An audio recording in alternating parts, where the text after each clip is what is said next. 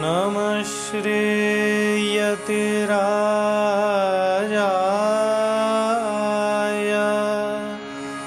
विवेकानन्दसूरये सच्चित्सुखस्वरूपाय स्वामिने तापहारिणे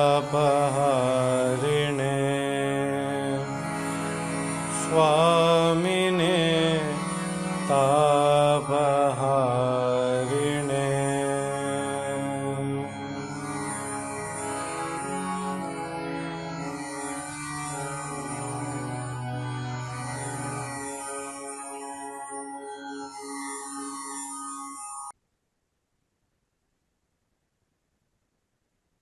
यस्य विश्वस्तं वेदाः योगेभ्योऽखिलं जगत् निर्ममेतमहं वन्दे विद्यातीर्थममीश्वरम्।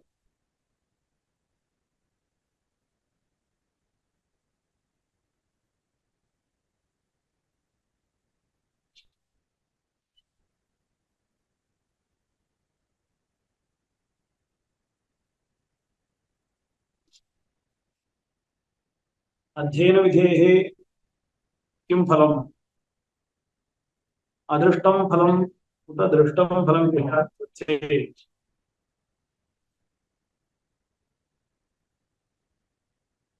अदृष्टफलजनकत्वम् अध्ययनस्य इत्याख्यः पूर्वपक्षः विचारितः। अदृष्टात्वधीरिः विहितत्वात् घटतुल्यादिदेशसङ्कल्पं वा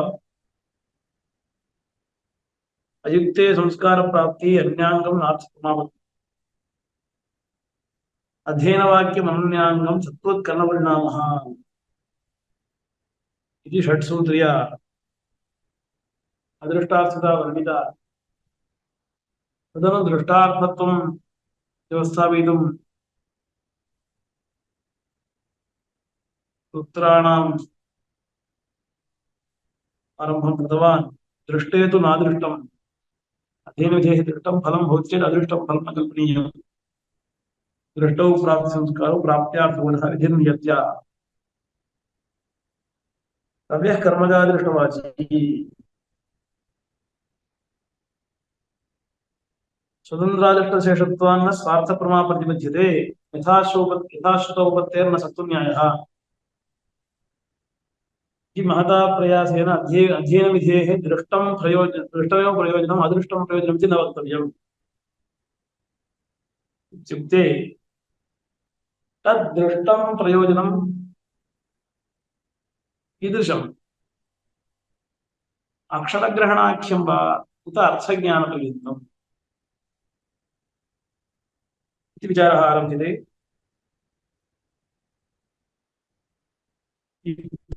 अध्ययनविधेः दृष्टार्थत्वं प्रसाद्य अर्थावबोधपर्यन्ततां निराकर्तुं पूर्वपक्षैः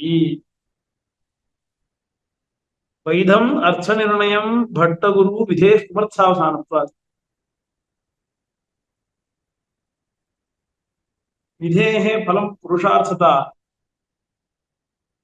पुमर्थता। विधेः पुमर्थावसानम् अपेक्षते। पुमर्थेन समाप्तिः अपेक्षिता।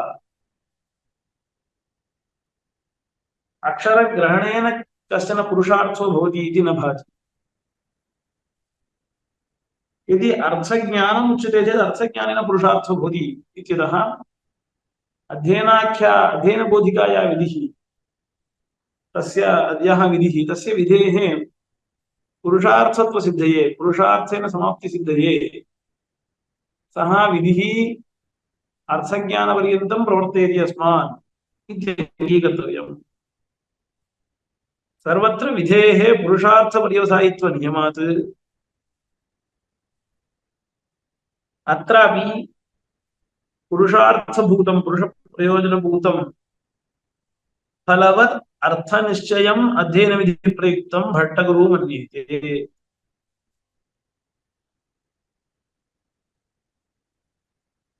फलवान्यः अर्थः निश्चितश्च तादृश निश्चितार्थविशिष्टम् अध्ययनं तदेव अध्ययनपदवाच्यम् इति कुमारलभट्टाचार्याः एवं गुरु इत्यनेन बोध्यमानाः आचार्याः गुरुपदेन बोध्यमानाः आचार्याश्च वर्ण्यन्ते।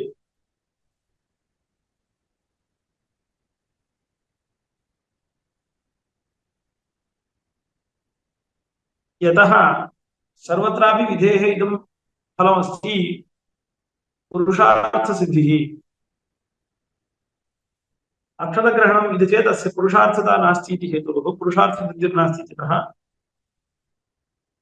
अध्ययनविधेः अक्षरग्रहणं मात्रम् अक्षरग्रहणेन समाप्तिः इति न पुरुषार्थसिद्धिपर्यन्तं तस्य व्यापारः अस्ति इति वर्णनीयम्।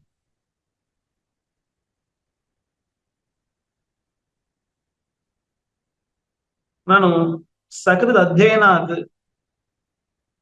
आवृत्तिसहिताद्वा अर्थनिश्चयः नोपलभ्यते इत्याशङ्क्य तथा सति तत्सिद्धये सः अध्ययनविधिः अर्थनिश्चये हेतुं विचारं कल्पयिष्यति।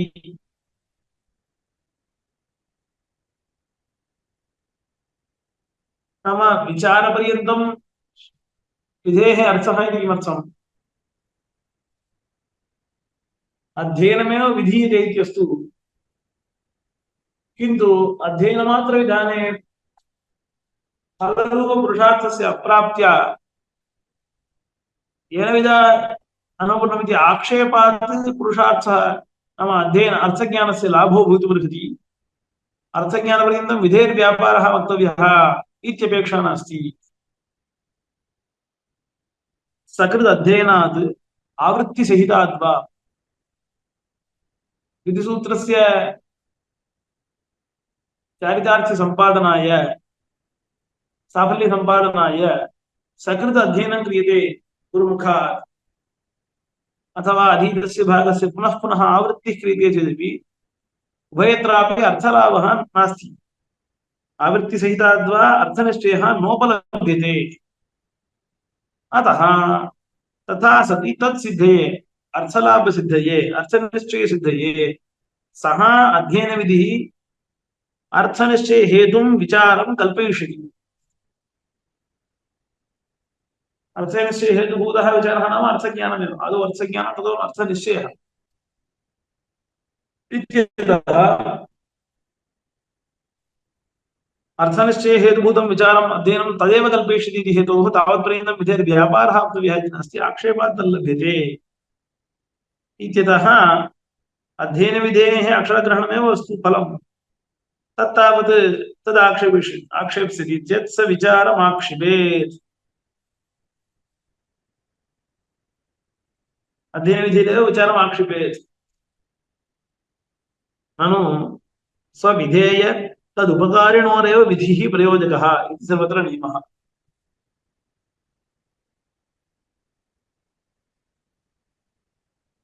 तथा सति अतादृशं कथम् अत्र अध्ययनविधिः आक्षेप्स्यति?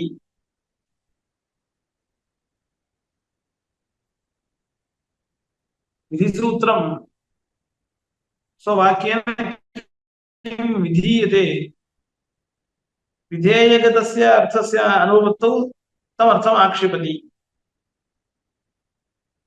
तदङ्गतया तदुपकारकतया यदिदपेक्षितं तस्यापि आक्षेपः विधिना भवितुमर्हति। अत्र तु न अत्र अध्ययनस्य आक्षेपापेक्षा स्वतः अर्थः सः। अर्थवादः न तु अङ्गभूतः। अर्थवादाङ्गभूतम् अध्ययनं न तु अध्ययनस्य अङ्गभूतः अर्थवादः इत्यतः अतादृशस्य विधेयत्वं च नास्ति विधेय उपकारकत्वं च नास्ति अर्थवादस्य अर्थज्ञानस्य अतादृशस्य आक्षेपः कथं स्यात्?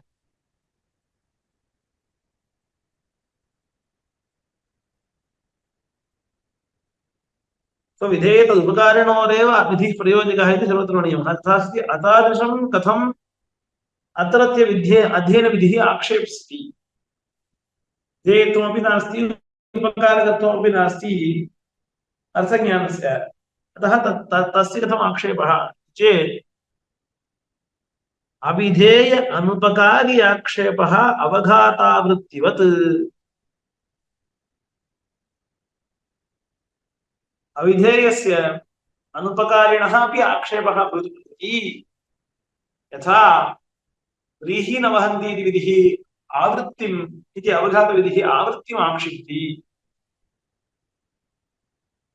व्रीहि न वहन्ति इत्यत्र अवघातमात्रं विधेयं न तु तदावृत्ति। व्रीहि न वहन्ति इति वाक्यात् अवहरणं विधीयते न तु अवहरणस्य आवृत्तिः। तस्याः अधात्वर्थत्वात् अवपूर्वकः न धातोः अवहरणमर्थः न तु आवृत्तम् आवृत्तिविशिष्टम् अवहरणम् इति तु नार्थः। तर्हि व्रीहि न वहन्ति इत्यनेन अवघातः एव विधेयः, किन्तु पुनः पुनः अवहरणं क्रियते एव खलु। तत् कथं लभ्यते? न धातुना सह अर्थः लभ्यः। तत्र आवृत्तिः तस्याः अधात्तत्वात्। अस्तु विधेयत्व अभावेपि विधेय उपकारकत्वेन अस्तु इति चेत् तथापि नास्ति। नापि सा विधेय उपकारिणी। अवहरणं तुषविमोकः तुषविमोकः तुषविमोकस्य उपकारः नाम पुनः पुनः अवहरणं विना तुषविमोको न भवति इति चेत् तर्हि तदुपकारकत्वं विद्युपकारकत्वम् आगच्छति। विद्युपकारकत्वमस्ति इति हेतोः आक्षेपः भूतुः खलु आवृत्तेः इति चेत् तथा नास्ति। कथं? पुनः पुनः अवहरणेन यथा तुषविमोकः भवति एवमेव सकृत् सर्वैर्मुसलैः अवघातेऽपि तुषविमोकः भवति। अंतरेण आवृत्तिं सकृत् मुसलाघातमात्रात् अवघातसिद्धेः। नाम बहवः मुसलाः ग्राह्याः एकस्मिन्नेव काले सर्वे अवहरणं कुर्युः। तत्र न्यूनं वा अधिकं वा लभ्यते तेन कार्यं प्रवर्तनीयं। तर्हि किमस्ति? फलजनकत्वं तु अस्ति। नाम एकवारमेव अवहरणं तेन कानिचन केचन तण्डुलाः उपलभ्यन्ते तैः हविः निर्वापनीयं भवेत्। अतः अवश्यम् आवृत्तिः आश्रयणीयैव तुषविमोकार्थं नाम होमार्थम् अपेक्षित तुषविमोकार्थं हविस्सम्पादनार्थं तुषविमोकार्थम् आवृत्तिराश्रयणीयैव इति नास्ति। विनापि आवृत्तिं सकण्मुसलप्रहारेण मुसलाघातमात्रेण अवघातसिद्धेः।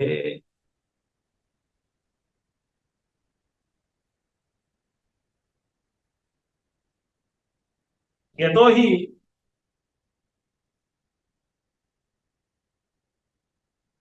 विधिसूत्रेण अवघातः एव विधीयते। व्रीहि न वहन्ति इत्येव अस्ति। अस्माभिः अतिरिक्तं न पर्यालोच्यते। अवहरणं कर्तव्यम् इत्युक्तम् अवहरणं क्रियते। फलं जातं वा न वा इति अस्माकं विचारः नास्ति। तेन कीदृशं फलं जायते तुषविमोको जातो न वा इति विचारः अस्माकं नास्ति। तर्हि अवहरणेन किं जायते? किञ्चित् अपूर्वं जायते इति कुर्मः। अतः आवृत्तिं विनापि एकवारम् अवघातमात्रेण केवलम् एकेन मुसलेन वा अवघातः क्रियते चेदपि अवहरणं तु जातम्। तेन अवहरणेन तुषविमोको भवति वा इति चेत् तथा विधो नास्ति खलु। यावत् तुषविमोकः तावत् अवहरणमिति नास्ति। व्रीहि अवहरन्ति इत्येव अस्ति। यतः अवहरणरूपार्थसिद्धिः एकवारम् अवहरणेनापि भवितुमर्हति। अवहरणेनापि किं तथा क्रियते? न क्रियते। व्रीहि न वहन्ति इति विधिः तत्र आवृत्तिमाक्षिपति। यतः अवहरणफलं तुषविमोकः। अतः तुषविमोकसिद्ध्यर्थं यावद् अवहरणं तावत् क्रियते। तथापि तण्डुलनिष्पत्तिफलसिद्धये स विधिः आवृत्तिं यद्वदाचिक्षेप तद्वत् प्रकृतेऽपि अवगन्तव्यम्।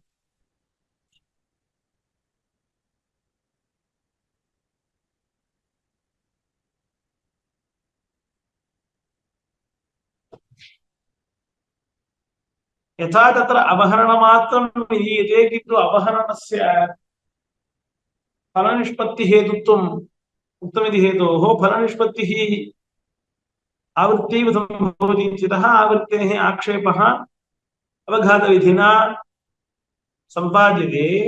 एवमेव अत्र स्वाध्यायोऽध्येतव्यः इति अध्ययनविधेः अक्षरग्रहणार्थत्वम् इति चेदपि केवल अक्षरग्रहणेन पुरुषार्थो नास्ति, पुरुषार्थस्य अर्थज्ञानेनैव भवति। किन्तु अर्थज्ञानं तु अर्थज्ञानस्य आक्षेपः न सम्भवति खलु, यतोहि तस्य विधेयत्वं नास्ति, विध्युपकारकत्वमपि नास्ति इति चेत् अविधेयस्यापि अनुपकारिणः अपि आक्षेपः अवघातवत्। यतोहि फलजनकत्वं फलसिद्धे यः अर्थः अपेक्षितः सः आक्षिप्यते। यथा तुषविमोगेन तण्डुलप्राप्तये तण्डुलनिष्पत्तये तुषविमोगः कर्तव्यः, स च तुषविमोगः येन भवति अर्थेन तावान् अर्थः आक्षिप्यते, ततः तत्र अवहरणस्य आवृत्तिः आक्षिप्यते। एवम् अत्र अर्थज्ञानस्य धात्वर्थत्वं नास्ति, नापि उपकारकत्वं, तथापि अर्थज्ञानमेव पुरुषार्थः। तदर्थं यदपेक्षितम् अध्ययनमात्रविधानेपि अर्थनिश्चयार्थम् अर्थज्ञानस्य मध्ये आक्षेपः क्रियते। अन्तरेण आवृत्तिं सकल मुसलाघातमात्रात् अवघातसिद्धेः, तथापि तण्डुलनिष्पत्तिरूपफलसिद्धये स विधिः आवृत्तिं यद्वदाचिक्षेप तद्वत् प्रकृते अपि अवगन्तव्यम्। अतः अध्ययनविधिः अर्थज्ञानम् आक्षिप्यते इत्यतः आक्षिप्तेन अर्थज्ञानेनैव अध्ययनविधेः समाप्तिः भवति, न केवल अध्ययनेन अक्षरग्रहणेन। अर्थज्ञानपर्यन्तम् अध्ययनं कर्तव्यम् इत्यागच्छति। मध्ये पृच्छ्यते पुनः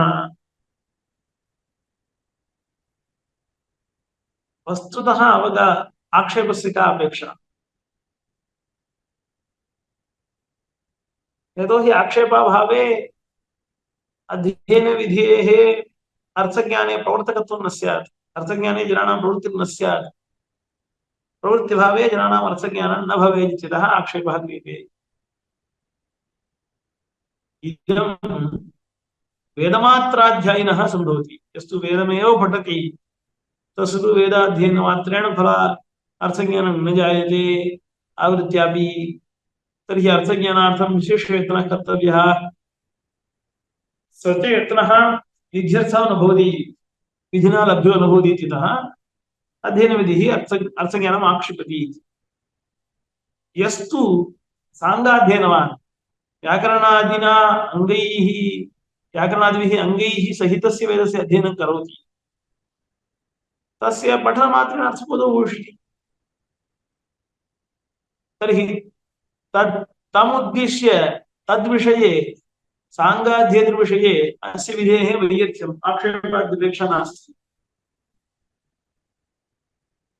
इति दोषः। ननु वेदमात्र अध्यायिनः अर्थावबोध अनुदयेपि व्याकरणाद्यङ्गसहित वेदाध्यायिनः तदुदय सद्भावात् अर्थोदय सद्भावात् तं प्रति व्यर्थं विचारं विधिः न कल्पयेत्। तं प्रति अयं विचारः अर्थविचारः आक्षिप्यते इत्युक्तम् अध्ययनविधिना, सः विचारः व्यर्थः, स्वतः सः जानाति इति हेतोः तं प्रति व्यर्थं विचारं विधिः न कल्पयेत्। तर्हि तद्विषये अस्य आक्षेपस्य वैयर्थ्यं खलु इति चेत् न तथा नास्ति।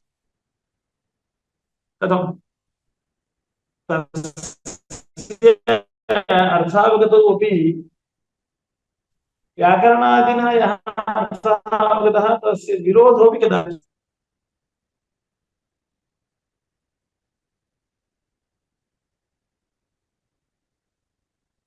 अतः व्याकरणादि अध्ययनानन्तरं यः पठति तस्यापि अर्थविरोधपरिहाराय वेदार्थविचारस्य आक्षेपः अस्त्येव।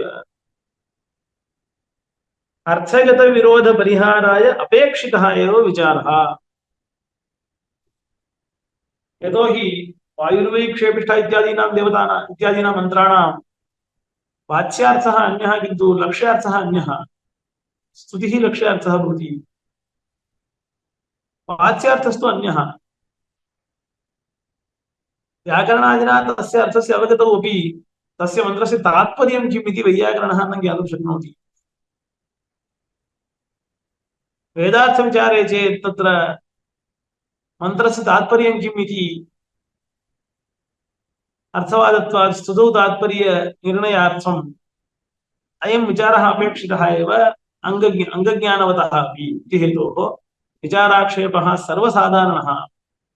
सांगाध्यायिनां वा भवतु यदमात्राध्यायिनां वा अध्ययनविधिः विचारम् आक्षिपति, अर्थविचारम् आक्षिपति, तेनैव अर्थज्ञानस्य अध्ययनस्य परिपूर्णता भवति इति यदुक्तं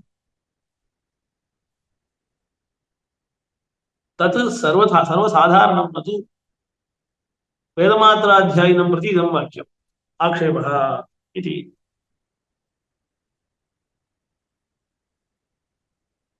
सांगाध्ययनात् तद्भावे विचारः विरोधापनत्। सांगाध्ययनं क्रियते इति चेत् तर्हि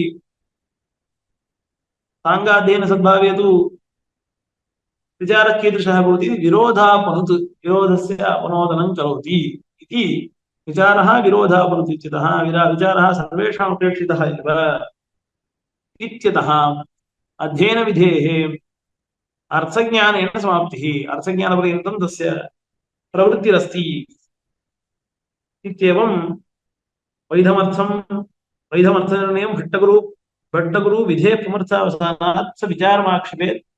अविधेय अनुपकारी आक्षेपः अवघातावृत्तिवत् सांघाद्येनात् तद्भावे विचारः विरोधापनुत् इत्येवं अर्थज्ञानपर्यन्तत्वे निश्चिते सति अर्थज्ञानपर्यन्तत्वे प्रापिते सिद्धान्तं वदति प्राप्तेस्तु गवादिवत् पुमर्थत्वात् विधिः तदन्तः।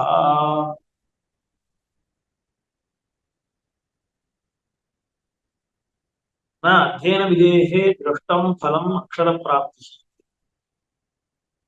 न अर्थज्ञानम्। तो असकृदुक्तम् अक्षरप्राप्तेः पुरुषार्थत्वं नास्ति इति न तथा अस्ति। प्राप्तेः पुरुषार्थत्वम् अस्ति। इतः प्राक् दृष्टादृष्टविचारेऽपि अयुक्ते संस्कारप्राप्ति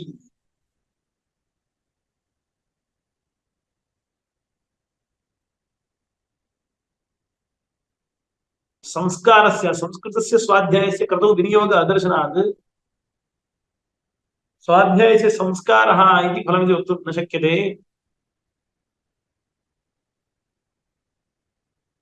एवं प्राप्तेरपि पुरुषार्थत्वाभावः स्वतः पुरुषार्थत्वाभावात् इत्युक्तं पुनस्तत्र सिद्धान्तवेलायां संस्कारस्य फलं वर्णितम्। संस्कारसिद्धिः क्रत्वध्ययनविधिद्वयोपादाना।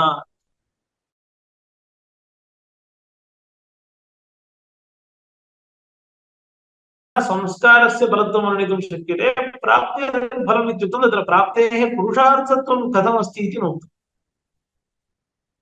शङ्कराग्रन्थे प्राप्तेः स्वतः पुरुषार्थत्वाभावात् इत्येव अस्ति।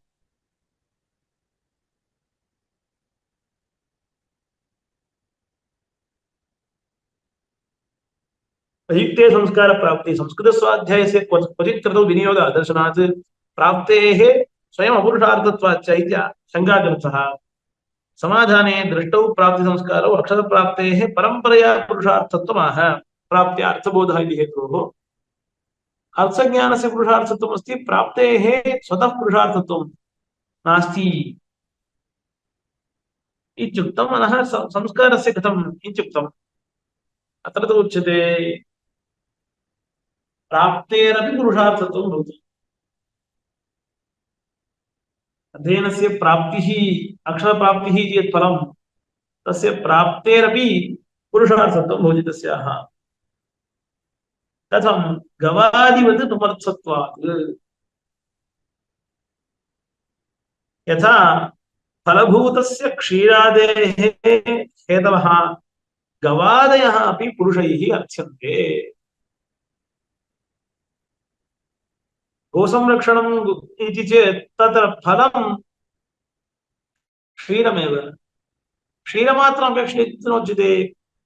गवादयः अपि अर्च्यन्ते, प्रार्थ्यन्ते, याच्यन्ते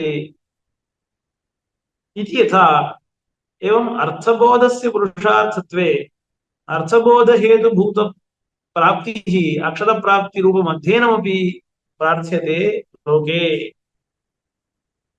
यथा फलभूतस्य गवादेः क्षीरादेः हेतवः गवादयोपि पुरुषैः अर्च्यन्ते, तथा फलवत् अर्थावबोध हेतोः अक्षर प्राप्तेः अपि पुरुषार्थत्वात्। फलस्य यथा पुरुषार्थत्वम् अस्ति क्षीरस्य वा, अत्र दृष्टान्ते क्षीरस्य, दार्ष्टान्तिके अर्थज्ञानस्य फलस्य पुरुषार्थत्वं यथा अस्ति, एवं अर्थावबोध हेतोः फलरूपः यः अर्थभूतः, अर्थावबोधः, अर्थावबोधं प्रति हेतुभूतः यः, हेतुभूतमिति अक्षरग्रहणम्, अक्षरप्राप्तिः, तस्य प्राप्तेरपि पुरुषार्थत्वमस्ति इति हेतोः अध्ययन विधिः अक्षरप्राप्त्या अवसानः, अक्षरप्राप्त्यवसानः अवगन्तव्यः। अक्षरप्राप्तिः अवसानं यस्य सः, अक्षरप्राप्त्यवसानः अवगन्तव्यः। न तु अध्ययनविधेः आक्षेपकत्वम्, अर्थज्ञानपर्यन्तत्वम्।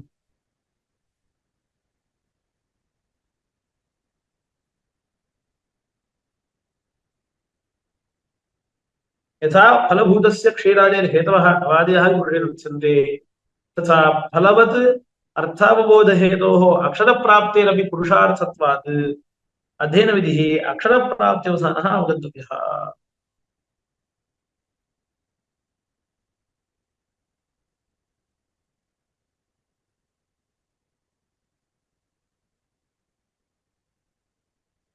भवद्भिरपि नाम अक्षरप्राप्त्यपर्यन्तम् अध्ययनम् इति बोधनार्थमपि हेतुहेतुमद्भावः कश्चित् स्वीकृतः। नाम दृष्टान्ते क्षीरादिफलम्, क्षीरादिफलप्राप्तये गावः अर्च्यन्ते इति हेतोः गौः अपि फलम्। तर्हि अनेन दृष्टान्तेन एव ज्ञायते उद्देश्यं तावत् उद्देश्यता क्षीरे एव अस्ति, तदङ्गतया गोः उद्देश्यता, ईप्सितता इति। तर्हि तद्वाक्येनैव ज्ञायते मुख्यं फलं तु तदेव। तत्सादृश्यात् चेत् अत्रापि अर्थबोधः एव मुख्यं फलं, तदङ्गभूतत्वात् अस्यापि फलत्वेन व्यवहारः। अतः मुख्यं फलत्वं तु तस्यैव इति चेत् तावत्पर्यन्तम् अध्ययनमिति कुतो वक्तुं न शक्यम्। अतः अध्ययनस्य मुख्यं फलं यदस्ति अर्थबोधः इति, तावत्पर्यन्तं व्यापारः अध्ययनविधेः इति स्वीकुर्मः, तर्हि इष्टं सिद्ध्यति खलु। तत्र कुतो न स्वीक्रियते? भवता दृष्टान्तः यथा दृष्टान्तोपस्थानेपि उच्यते मुख्यं फलं क्षीरवद् अर्थबोधः, तदङ्गभूतस्य गवादेर्यथा ईप्सितत्वा तद्वत् अत्रापि अक्षरप्राप्तेः फलता ईप्सितत्वम् इति उच्यते चेत् तर्हि मुख्यं फलम् अर्थबोधः एव इति। तर्हि तदेव कुतो न स्वीक्रियते?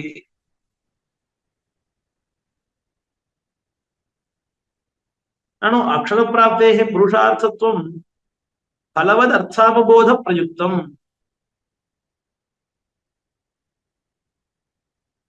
लोके फलस्य फलप्रयुक्तं यदस्ति पुरुषार्थत्वं गोः एवम् अत्रापि अर्थावबोधाख्यं यत् फलं तत् प्रयुक्तं पुरुषार्थत्वम् अक्षरप्राप्तेः। तर्हि तत् प्रयुक्तस्य फलत्वकल्पनापेक्षया तस्यैव प्रयोजकस्यैव फलत्वमस्तु तर्हि तद्बोधस्य मुख्यपुरुषार्थत्वात् बोधान्तरीयो विधिः किं न स्यात्। मुख्यपुरुषार्थतया आत्मबोधायं कल्प्यते चेत् तदेव फलमस्तु तावत्पर्यन्तं विधेर्व्यापारः इति कुतो नोच्यते भवता चेत् फलवद्बोधान्तत्वे अध्ययन अकार्त्स्यम्।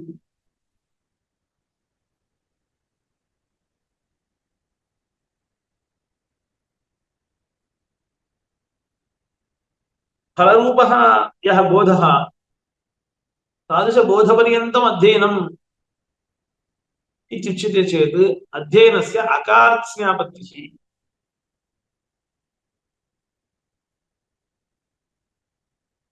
यतः स्वाध्यायोऽध्येतव्यः इति अध्ययनविधेः फलं तु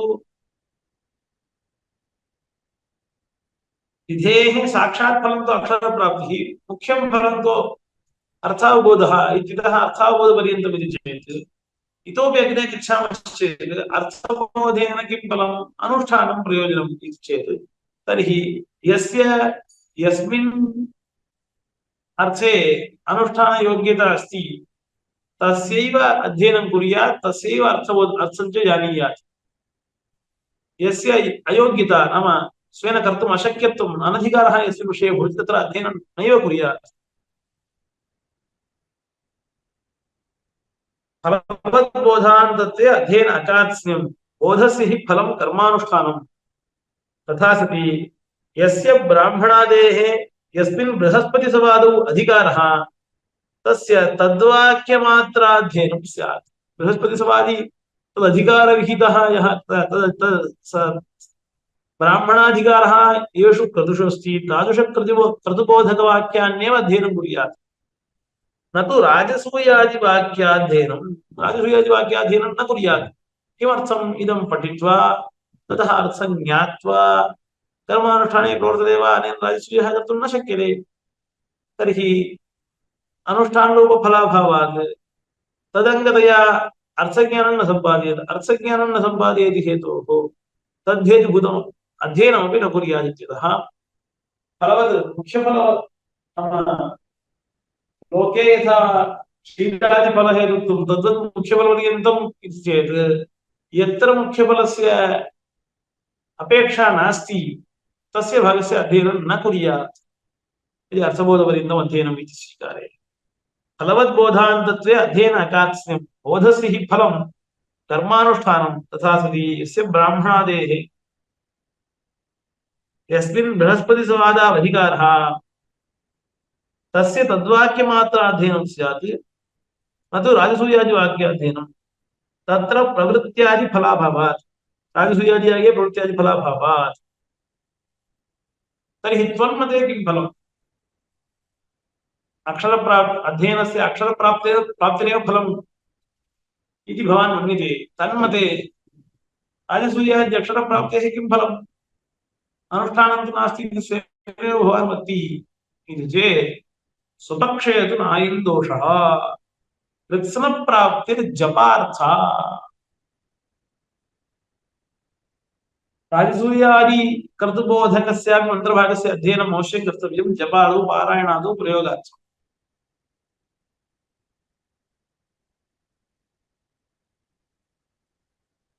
अतः कृत्स्नप्राप्तेः जपः इति फलमस्ति इति हेतोः अक्षरप्राप्तिरेव फलमिति पक्षे चेत् तादृश अक्षरप्राप्तिः राजसूयादि मन्त्राणां भवति इति हेतोः तादृशस्य अध्ययनं कुर्यात्।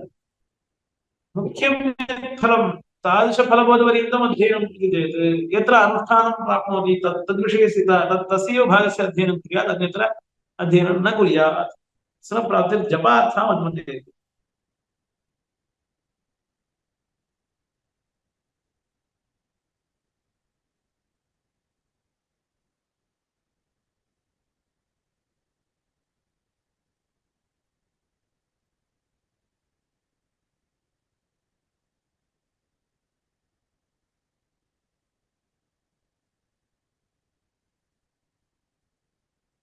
न च अबोधकत्वे अर्थावबोध एव न स्यात्, अर्थावबोध एव न सिद्ध्यति शङ्करी।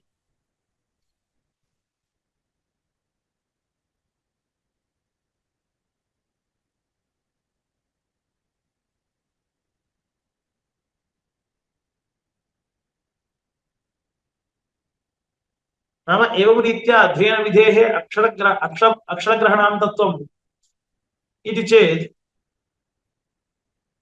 क्वचिदपि अर्थावबोधः एव न स्यात्। अध्ययन विधिः तावत् किं प्रयोजयति, अक्षरग्रहणं प्रयोजयति इत्यतः अध्ययन विधेः बोधकता नास्ति, तर्हि अबोधकत्वम्। अध्ययन विधिना अध्ययो यो भागः तस्य बोधकत्व अपेक्षा नास्ति, बोधकत्वनिश्चयः अपेक्षा इति नास्ति। अबोधकोऽपि नाम केवलम् अक्षरमात्रस्यापि अध्ययनम् इति उच्येत, तर्हि अर्थावबोध एव क्वचिदपि न स्यात् इति चेत् प्रमाणस्य प्रमेयबोधकत्व स्वाभाव्यात्, नाम तावत् अनेन कर्तव्यम् इति नोच्यते चेदपि अतः सः वेदशब्दः अबोधकः इति तु न भवति। यतः सः प्रमाणभूतशब्दः शब्दः प्रमाणभूतः, प्रमाणभूतस्तु प्रमेयबोधं जनयत्येव। कुतः तस्य स्वभावः अस्ति, जनकत्वात् तत् प्रमाणं। तर्हि बोधं न जनयति चेत् तर्हि प्रमाणमेव न भवति पृथिवी।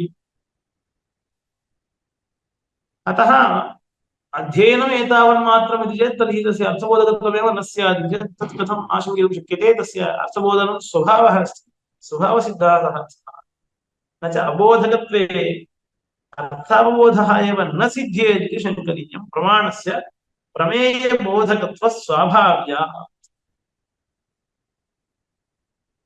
सः कथं स्वभावः भवितुमर्हति चेत् आं स्वभावः एव।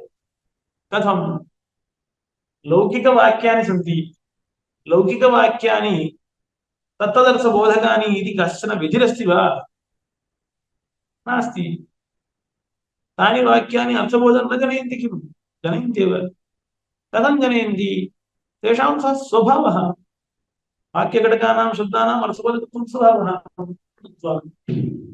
इतिवत् वेदशब्दानां वैदिकशब्दानामपि अक्षरग्रहणमात्रम् अध्ययनेन क्रियते चेदपि तर्हि तावन्मात्रम् अर्थः इति चेत् अर्थबोधकत्वमेव तेषां न स्यात् इति शङ्का नास्ति, अर्थबोधकत्वं तेषां भवत्येव।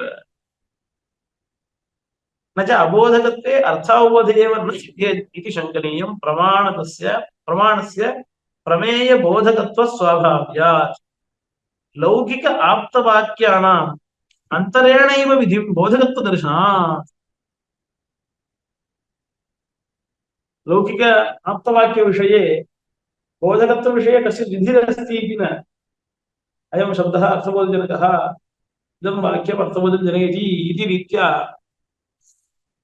किन्तु विध्यभावेपि विधिमन्तरेणापि वाक्यानि तदर्थबोधकानि यथा सन्ति तद्वदत्रापि पठनकाले अध्ययनकाले अक्षरग्रहणमेव क्रियते चेत् तदनु व्याकरणादि अध्ययनकाले अर्थबोधजनकत्वं तेषामेव वाक्यानां भविष्यति।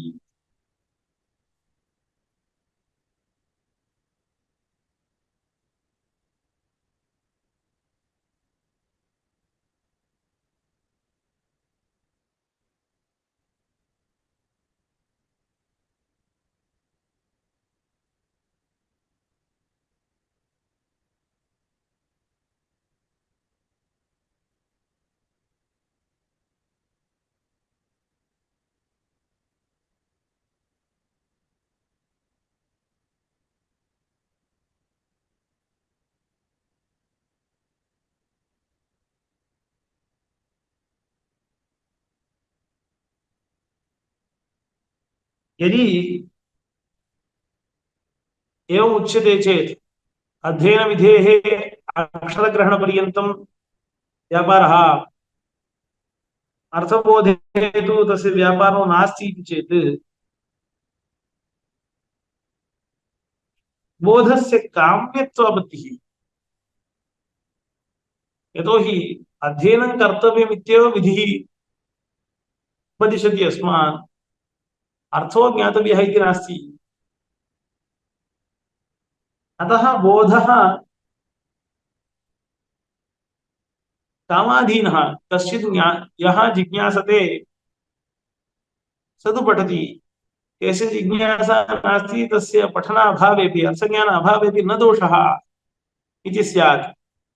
किन्तु बोधः फलत्वेन वर्ण्यते चेत् बोधकामम् उद्दिश्य अध्ययनस्य विहितत्वात् यो यः अधीते तेन सर्वेणापि विधेः संपूर्ण फलावाप्त्यर्थम अर्थज्ञानम् अवश्यं साधनीयम् इत्यागच्छति। अतः बोधपर्यन्तं फलम् अङ्गीकर्तव्यम्। लोकवन् नैजो बोधः।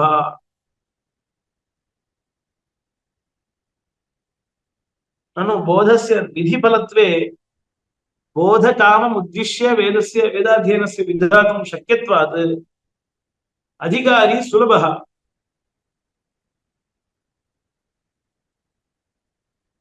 सुलभः अधिकारी स्यात्।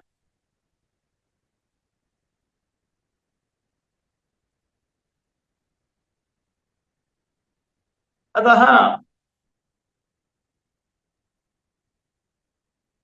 अधिकारी निश्चयस्य क्लेशो न भवति इति बोधपर्यन्तं फलम् इत्यङ्गीक्रियते चेत् इति शङ्काम् अत्यन्तं लघुभूतां कृत्वा तत् स्वतः सिद्ध्यति इति स्वयमेव अग्रे वदति। प्राप्तिपक्षेऽपि प्राप्तिकामः उपनीत अष्टवर्षब्राह्मणः अत्र अधिकारी सुलभ एव इति परिहारं स्पष्टत्वात् उपेक्ष्य बोधस्य काम्यत्वं दूषयति।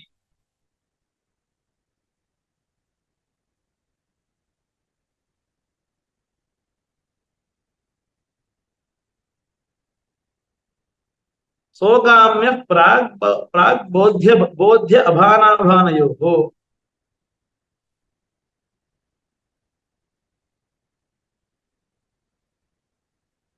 बोध्यस्य अग्निहोत्रादिलक्षण वेदार्थस्य अध्ययनात् प्राक् संध्योपासनादिवत् पित्राद्युपदेशत एव भाने सिद्धत्वादेव सः अर्थबोधः न काम्यः।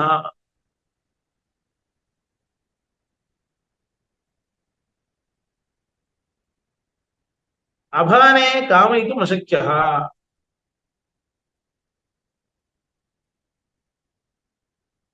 नाम वेदार्थस्य काम्यत्वं वक्तुं न शक्यते।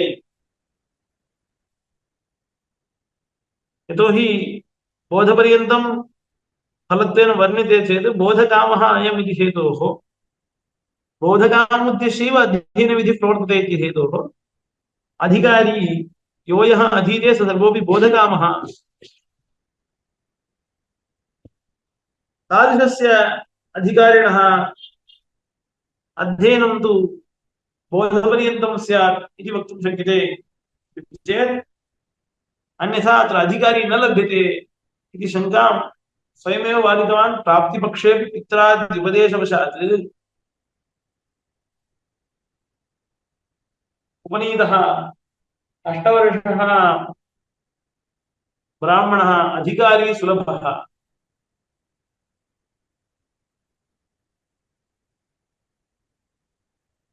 कथं सुलभः? वो बोधकामनापि केन उत्पादनीया?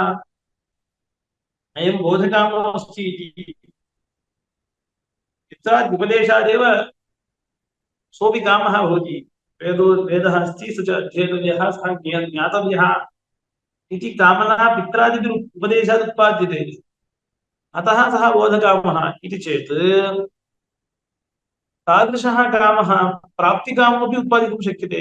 वेदः अवश्यम् अध्येतव्यः इत्यनेन प्राप्तिकामः प्राप्तौ कामः पित्रादि उपदेशवशात् उत्पादितुं शक्यते इति हेतोः तादृशकामनावशात् तस्य अध्ययने प्रवृत्तिः। इतः अध्ययनविधौ अधिकारिलाभार्थं बोधपर्यन्तम् अर्थः इति वक्तव्यं नास्ति इत्युक्त्वा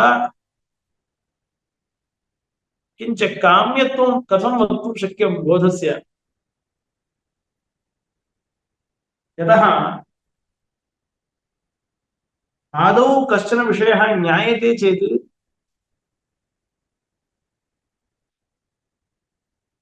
तद्विषये इच्छा न भवति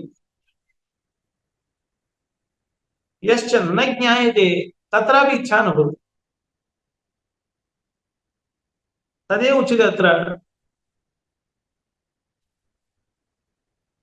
बोध्यस्य ज्ञेयस्य अग्निहोत्रादिलक्षण वेदार्थस्य अग्निहोत्रादि यत् कर्म तादृश कर्मबोधक कर्मरूपः यः अर्थः वेदार्थः तस्य अध्ययनात् प्रागेव अध्ययनारम्भात् प्रागेव सन्ध्योपासनादिवत् पित्राद्युपदेशत एव भाने सन्ध्योपासनं यथा पित्रादिभिः बोध्यते तद्वत् पित्रादिभिरेव अस्यार्थस्यापि भानं ज्ञानं भवति चेत्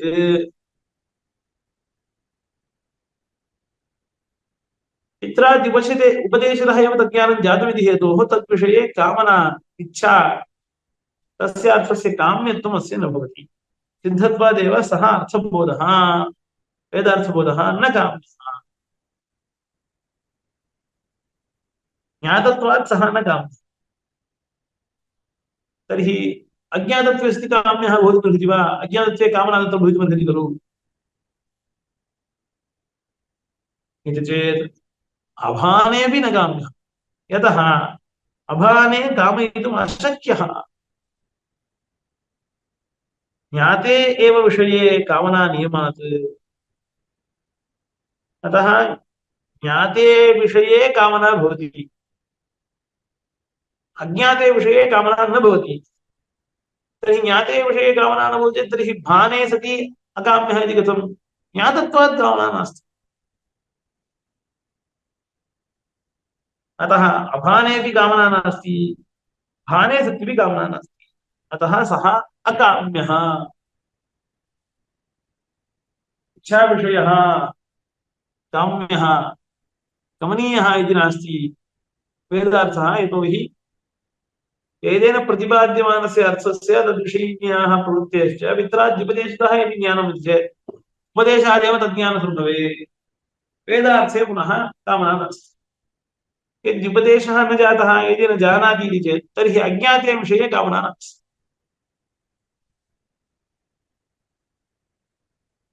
ज्ञाते एव विषये कामना नियमात् भो ज्ञातेऽपि सामान्यतः ज्ञाते विशेषज्ञानार्थं कामना भवितुमर्हति खलु ननु सामान्यतः ज्ञाते विशेषतः बुभुत्सा सम्भवति यद्वा विशेषतः अपि पित्राद्युपदेशात् अवगते सति औपदेशिकज्ञानस्य प्रामाण्यनिर्णयाय पुनर्बोधकामना युक्तैव स्यात् इत्याशङ्क्य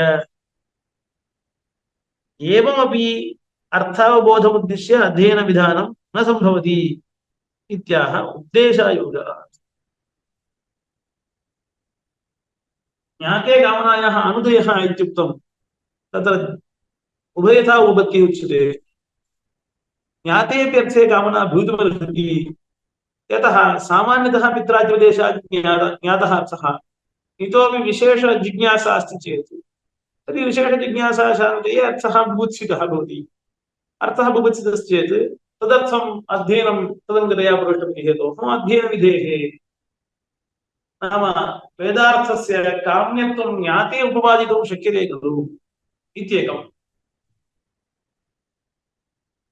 द्वितीयं विशेषतः अपि वा पित्रादिभिः बोधितः सः अर्थः इति चेदपि अस्य किं मूलम् इति ज्ञानार्थं यद्वा पित्राद्युपदेश विशेषतः पित्राद्युपदेशात् अवगते सति विशेषतोपि सामान्यतः ज्ञानं जातं सामान्यतः ज्ञानं जातं चेत् विशेषाकाङ्क्षा भवति इत्यतः काम्यत्वम् अस्ति वेदार्थस्य यदि विशेषतः अपि अवगतिः जाता चेत् तर्हि अवगतस्य अर्थस्य मूलज्ञानार्थं विशेषतः पितरादिपदेशात् अवगतेषु औपदेशिकज्ञानस्य उपदेशादिज्ञानं जातं तस्य ज्ञानस्य प्रामाण्यनिर्णयाय अयं विषयः अयं क्रतुः कथं कर्तव्यः इति चेत् पित्रा उक्तरी इत्यादि न वर्णयति अस्यां स्मृतौ अस्मिन् कल्पे एवं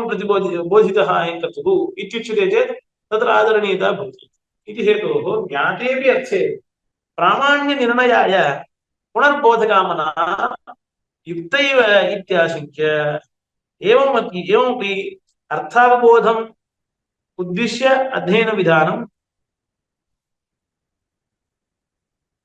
न संभवति।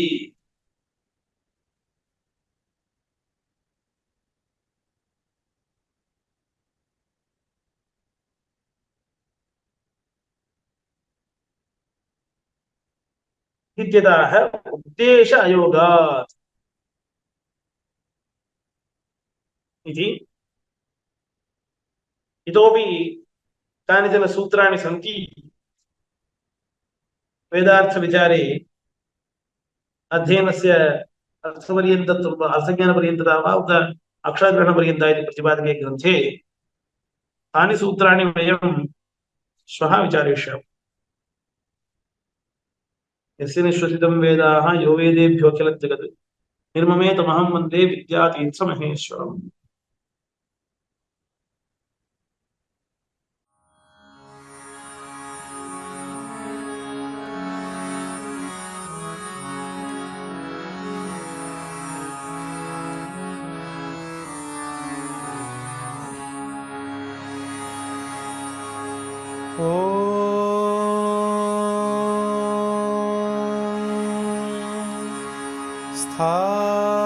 स्थापकाय च धर्मस्य सर्वधर्मस्वरूपिणे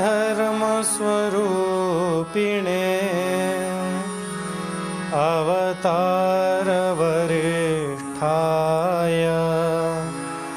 रामकृष्णाय ते नमः।